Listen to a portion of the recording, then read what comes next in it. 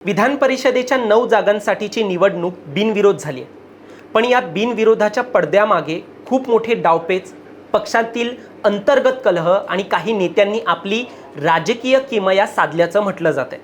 विश्लेषक म्हणतात ही फक्त निवडणूक नव्हती, तर देवेंद्र फडणवीस विरुद्ध एकनाथ शिंदे आणि महाविकास आघाडी आणि महायुतीमधील अंतर्गत कलह जो आहे आणि उद्धव ठाकरेंच्या रणनीतीचा एक खेळ आपल्याला या सगळ्यात पाहायला मिळालाय. सर्वांना वाटलं होतं की या निवडणुकीत कदाचित मतदान होईल, पण शेवटी सर्व काही बिनविरोध संपलं. मात्र या बिनविरोधामागील गोष्टी खूपच रंजक आहेत. आपण या व्हिडिओच्या माध्यमातून विधान परिषदेदरम्यान ज्या ज्या राजकीय चर्चा रंगल्यात त्या आपण जाणून घेऊ आणि या निवडणुकीसाठी झालेल्या सर्व घडामोडींचा आणि त्याच्या मागील राजकीय डावपेचांचा एक आढावा घेऊ. दरम्यान तुम्ही चॅनलवर नवीन आलाय तर लगेच सबस्क्राईब करा प्राईम टाइम महाराष्ट्राला, कारण असे राजकीय घडामोडी आणि घडामोडींमागील राजकारण आम्ही नेहमी तुमच्यासाठी घेऊन येत असतो. माझं नाव ओमकार साळवी आणि या विषयाला आपण सुरुवातीपासून सुरू करूया.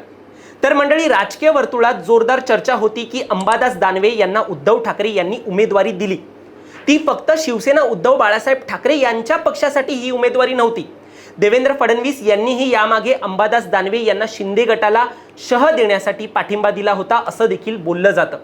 कारण दानवे हे एकनाथ शिंदे यांच्यावरच सातत्याने हल्ला चढवत होते.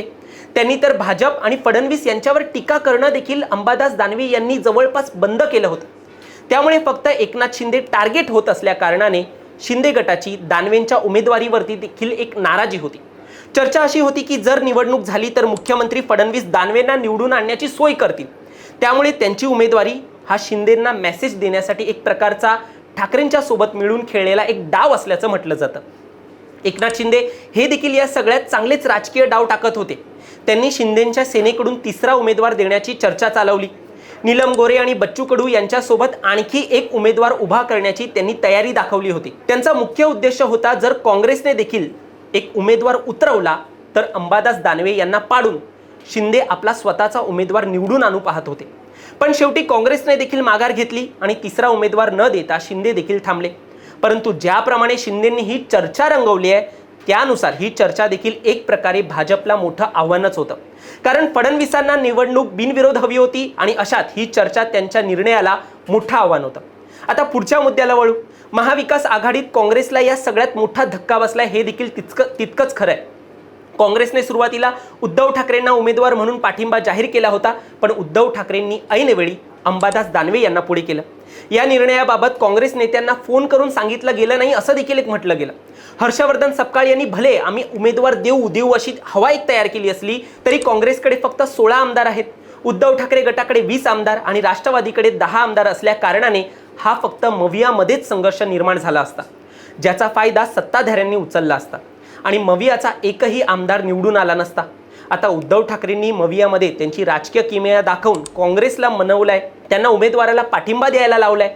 पण पुढे जाऊन काँग्रेस देखील 2029ला स्वबळाचा नारा देऊन मवियाला धक्का देईल. कारण आता काँग्रेसने तशी चाचपणी देखील सुरू केली आहे आणि ती चाचपणी आपण BMC निवडणुकीमध्ये पाहिली.